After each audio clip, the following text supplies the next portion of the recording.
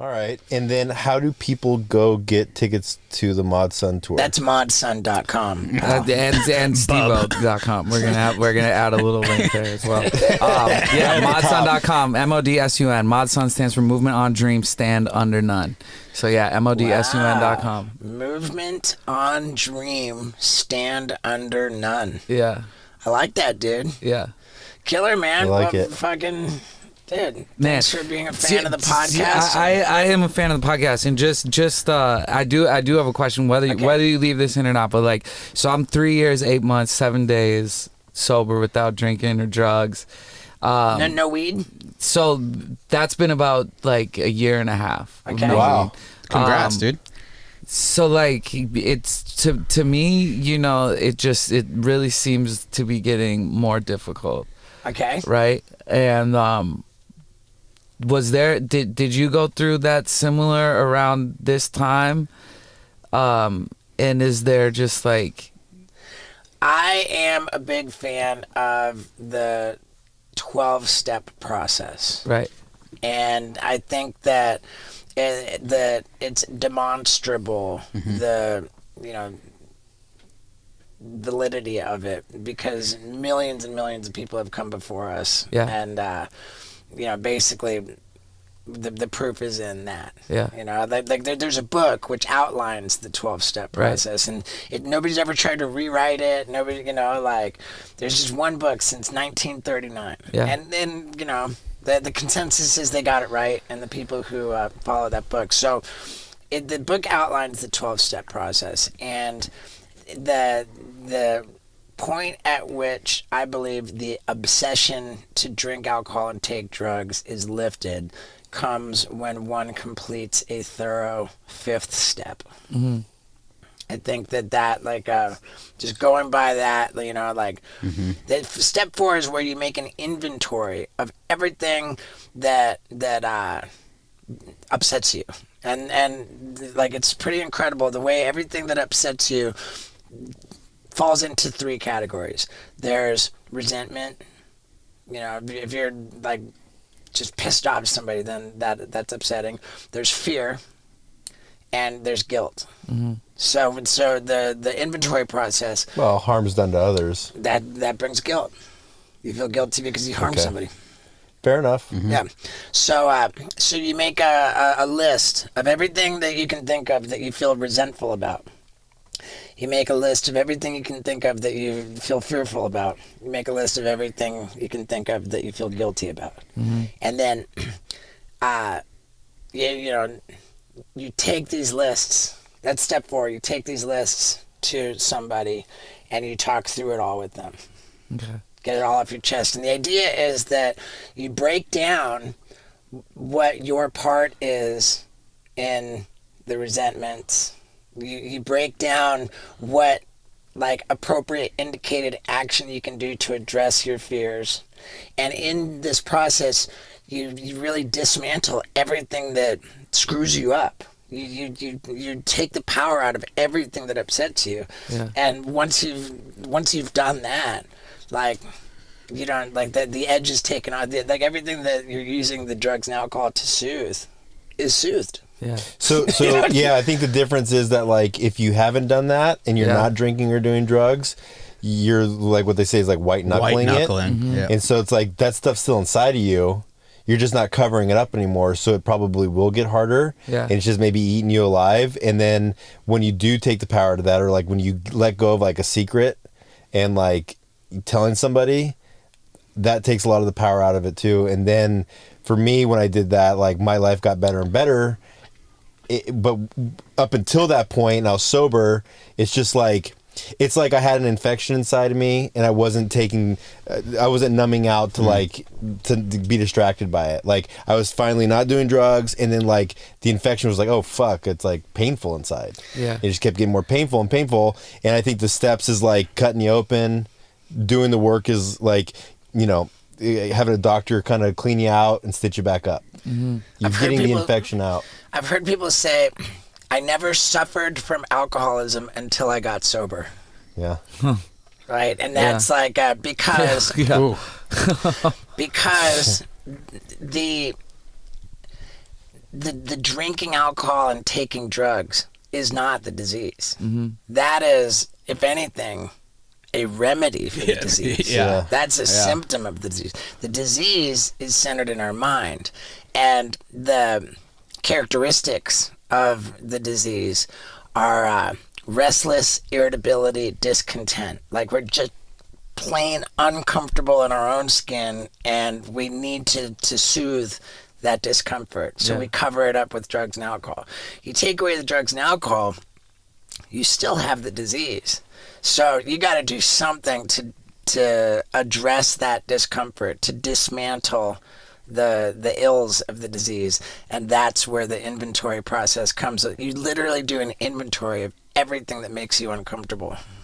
And it's the raddest thing. It is. It's super rad. Was the fourth really difficult for you? Oh my God, I got the fourth step blues and landed up in a psych ward. Oh, really? Yeah. Yeah. After you wrote it or before or during? I went back and forth between steps 4 and 5. You know, I would write out a bunch. I would go and talk through it. I'd go back and write more. I'd go back and talk through it. Now, were you, for the fourth, were you going back as far as you could, like, Sure. Of course. as long as you could Yeah, remember? of course. Yeah. Well, you Of course. did it? Well, no, because at first I was just like, dude, I was fucking 8 years old. That's where like some of the, you know, what do they say? If it's hysterical, it's historical. So it's like it comes from somewhere. For sure. But yeah, every time I would go to my sponsor to do the fifth, and he would be like, no, like you need more. You need to go back further. Yeah. Because the more data that you can crunch, the more effective the process is. Yeah. Like you get out of it what you put in. So Yeah. if you like really thoroughly put everything that's ever bothered you into it. Yeah. And what's crazy about doing this process is that as you get into it, as you break down all of these things on your inventory, patterns emerge. And you realize, oh my God, like I always trip myself up by doing this. So you identify patterns, you identify behaviors which don't serve you. And they call it uncover, discover, discard. And you just kind of let go. But the problem I had and why I wound up in the psych ward for the second time with 3 months of sobriety, I had in my inventory, I just put down, like I was looking at things that I had done that I just felt like a terrible person for having done in my harm done others inventory, the things I felt guilty about, and I just arrived at the conclusion that I was a terrible person and did not deserve forgiveness, and that the only thing that was going to work was I had to kill myself. fuck. And I was at one of our meetings, and I'd shared that. I said, all of the work I'm putting into my steps, I feel like I'm just getting out self-hatred. I just feel like I hate myself, I can't forgive myself, and I just want to blow my brains out. Now, how long did that How many feeling? months in? Yeah. I was 3 months sober at that time. But how long did that feeling last? That self-hatred from doing that? Well, that meeting took place on a hospital grounds that had a psych ward on those. So the good people of the group they lovingly walked me across the grounds to the psych ward where I Because you checked said you wanted to myself kill in. yourself? Yeah. And I was with it. I was like, hey, I need to be in here. Yeah. So I checked myself into that psych ward. They're like pill boys back. While I was in that psych ward, and I couldn't get out for like 3 weeks, but while I was in there, I was reading that same book, which is, which outlines the 12 steps. And there's a chapter in that book, which I was reading it. And it says that the history of every alcoholic is plagued with specters of, the things. Every alcoholic has a history of things that they've done. They're humiliating, tragic, like sad, even like funny, but the sum total of any alcoholic's past, is comprised of a lot of stuff that you would think you gotta, it says one would think that the past of an alcoholic, that future happiness was dependent upon forgetfulness of the past. Like, you can never be, you'd be so ashamed of what you've done in your past that you can never be happy in your future unless you're able to swipe it all under the rug, load it up into the closet, throw away the key, and never think about it ever again if you're going to be happy after you've done all that crap. It says, but our history shows the exact opposite. That, in fact, the tragic, humiliating, like upsetting past of the alcoholic is actually the one of the greatest, if not the absolute greatest asset to the alcoholic, because having overcome that terrible past, now the alcoholic is equipped to help other people overcome their own past. By rising above it, moving forward, moving past it, now we can help others do the same. That's why the book says, no matter how far down the scale we have gone, that we'll see how our past can be useful to others. So in that reading of that, I was reading that book, I'm in the psych ward, I just think I'm a terrible, it just kind of clicked for me, like, oh, maybe, like, all this awful crap that I did, which I feel so just terrible about, and I feel like I can't forgive myself. Maybe the answer isn't to kill myself. Maybe the answer is to just stop being that terrible person. Like, that's what the inventory process is for, is uncover, discover, discard.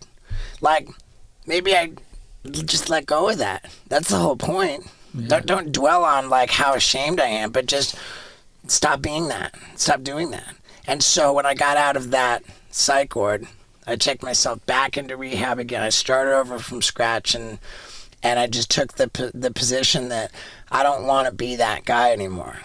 And that then I shifted my motivation, my perspective, and ever since then, it's just, and really that same shame of all that crap I did became the fire under my ass to stay sober for the right reasons.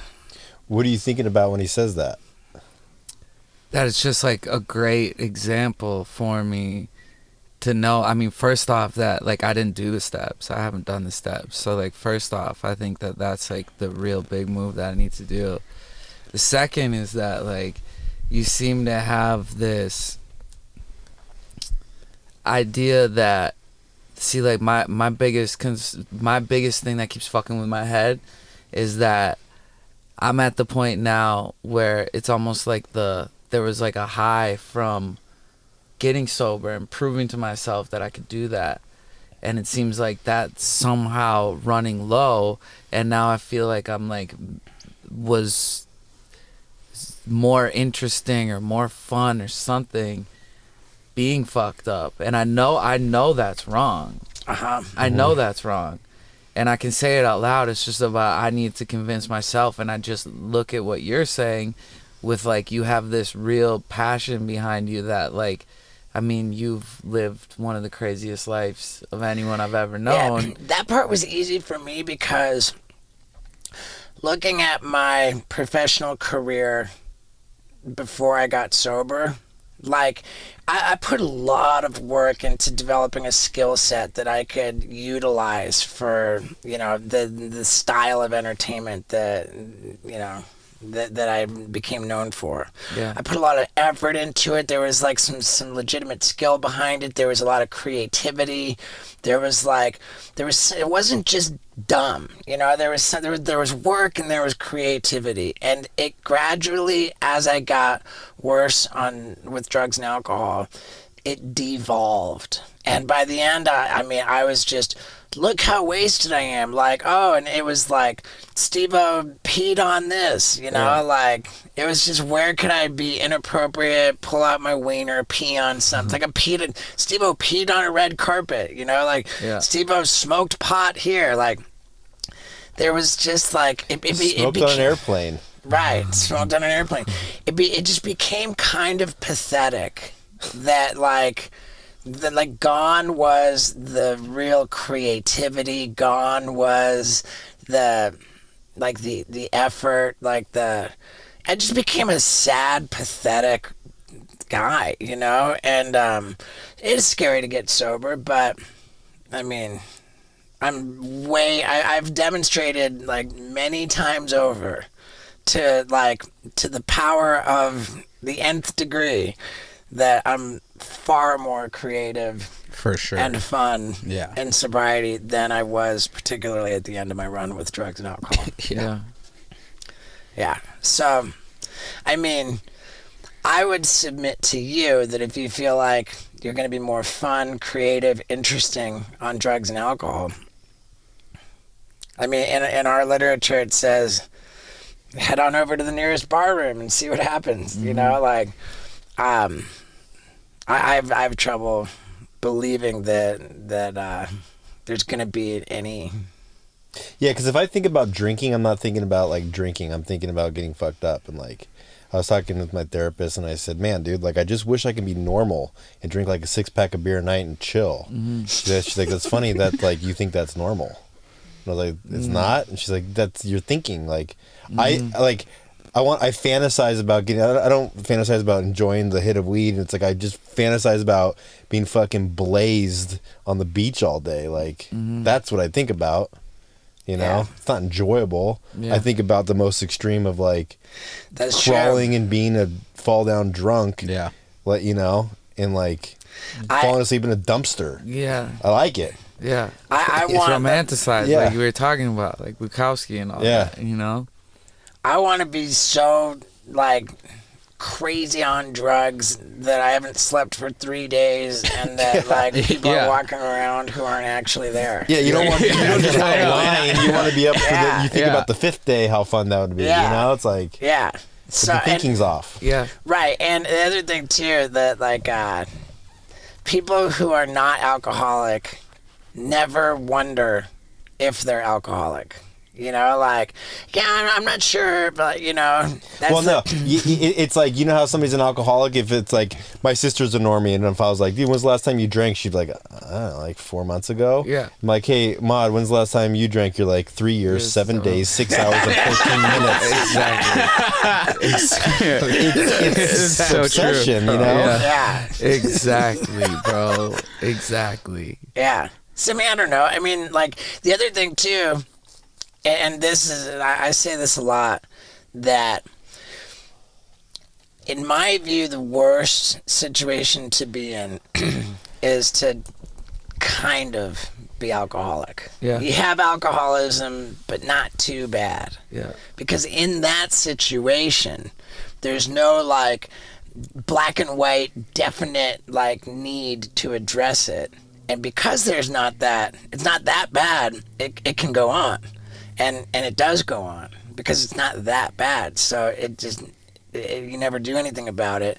And like, it's just bad enough to slow you down, to compromise your ability to accomplish your goals. You're you talking know, about to- like the functioning addict. Yeah, like Eating just- soup with a fork. It's just it's just bad enough to interfere with your relationships, Yeah. to make you not realize your potential. Yeah.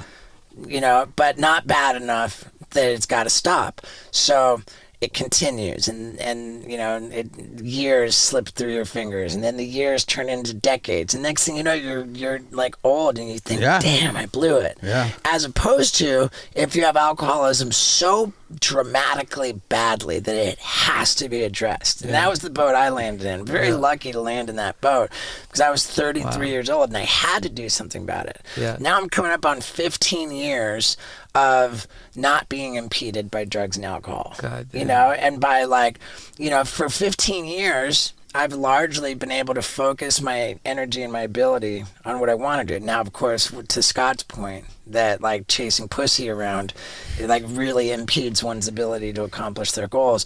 But then I addressed that too, and now I've got this great relationship with my girl, and like there's no distraction. So I'm like a laser, just like you know, like laser focused, and nothing's in my way wasting my time and so like to me.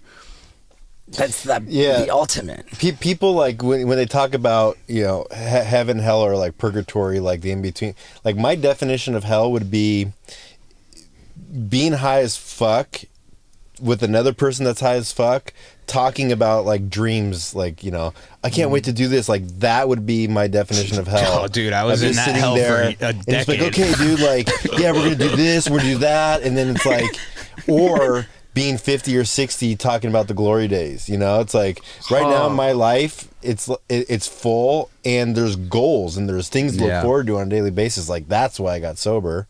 I one of the things I talk about is I tried really, really fucking hard to travel the world when I was getting fucked up. And like, I maybe did like 10 countries, you know, and I was like broke, and I was just kind of like, I'd be in Germany sleeping on the floor, you know, on a park bench with a newspaper over me, or like just fucking staying at a shitty hostel and trying to work for 2 weeks to, you know, in Ireland, whatever. And then when I got sober, we've been to like 40 countries together. You know, it's just kind of like things just happen so easily, where it's like it's not like when I try my hardest to do something when I'm fucked up and I'm in the wrong state of mind, like I said, eating soup with a fork. It's like you're just working so hard to fucking not get full. And then once you kind of like just give up and be like, all right, fuck it, I surrender, shit just pops off. Yeah. You know, so. Yeah. We're big fans of sobriety. I mean, my whole life changed when I changed. It really did. Yeah. And then You met the one. yeah, well, that 100%, that, and then I mean, just everything in my life. I mean, just my mom being like, I look at you and I feel like I have my son back. You know what I'm saying? Yeah. Was That's epic. like a big thing, but there was just such a, and this is what I need. Hearing all this is so great because, like I said, and it's probably, I mean, you guys could tell me it's probably the wrong way to think about it, is that like there was so much like I said, like a high attached to the fact of proving to myself that I could do it. Whereas Pink cloud. that's so that, and that's, I got to be done with that, right? And just realize that it's more to it than just the proving to myself. Here's the thing, and I think this is probably the most I important. feel broken, like at this point right now, with just like not knowing how to move forward. Like everything felt like I was moving forward at such a great rate, and I just like don't want to end that. Whether one is an alcoholic or not, take that completely aside, and we're not talking about addiction on any level. We're just talking about being a human being. Okay. I think that most people's biggest problem is that they have not identified the thing that they are just ultimately passionate about. Mm-hmm. Because it is impossible to hit a bullseye if you are not aiming at a target. Mm-hmm. And a lot of people just don't have they don't have a purpose. They don't have that thing that they want to do. And so without identifying a goal, it's impossible to accomplish a goal. So people are just kind of wandering through life without like a goal. And that's the biggest problem, I think. Mm-hmm. You know, you got to identify what it is that you're passionate about, and then life takes on this magical purpose and this opportunity to be fulfilled that otherwise you can't have. So for you, I hear you saying that you know, life is like, you know, the high of proving to myself that I could live without drugs and alcohol is kind of wearing off, and now I'm wondering, am I more interesting if I pick up drugs and alcohol again? And I would say that probably number one, you wouldn't be thinking that if there wasn't some danger there. Mm-hmm. And number two, I think you could eradicate that entire line of thought by just like recommitting yourself to identifying your purpose. Yeah. You know, like if you just sit down, if you just ask yourself, yeah, I'm getting ready to go on this epic tour, got a new album coming out, like where is the void coming from? You know, like are you concerned that now that you've got this album out, like that now you need creative juices to start writing the next album, and so you're insecure about that, and it's making you question your sobriety? Like, you know, like get to the root of what the concerns are. Yeah, the why, and just keep Yeah. asking why. Yeah, and I mean, lean into it. Yeah. I would say, and if you feel like you've got more experimenting to do, that you need to go out there and get loaded, smoke a joint, like whatever it is, just be careful. Maybe not even be careful, but just be ready to identify like just a loop of counterproductive Yeah. shit, Groundhog's Day Yeah. of Loserville. Yeah. I mean, yeah. I mean, maybe you're not an alcoholic. Maybe you're not. There's only one way to find out, and that's just crash and burn. But Yeah. but my concern would be the only having alcoholism a little bit, so it just goes on forever and just slows you down and just makes your life less than completely fucking awesome. Yeah. So ask yourself what is your vision for your life to be the maximum completely fucking awesome that it can be, and then draw your roadmap to that being your reality, and let nothing fucking interfere with the fucking mission to make it down that path and be that awesomeness. Yeah. And I don't think that getting fucking stoned and fucked up is part of that path. No, dude, it's not. It's not. And I mean, I cleaned up completely because of almost dying from an overdose. There you go. And so I know where it leads me. Was it just one overdose that did it for you? Mhm. Yeah, and you were like, I don't want to do that anymore. Yeah. Yeah. With drugs. See, it wasn't Cocaine. that wasn't it for me. and- That's a scary overdose. And on cocaine. yeah, I mean, it was a 7-day bender mixed with a couple other things along the way, but yeah. So people had to have been walking around at that point. Yeah. People that were not there. Yes. Yeah. Yes. Cool, man. Well, dude, we'll leave it with that, dude. Ask yourself, what's the fucking awesomest version of my life that I can possibly make real, and let that be the North Star that guides your next steps. Dude, thank you. Yeah. Thank All right, you. man. Thank you, dog. Yeah.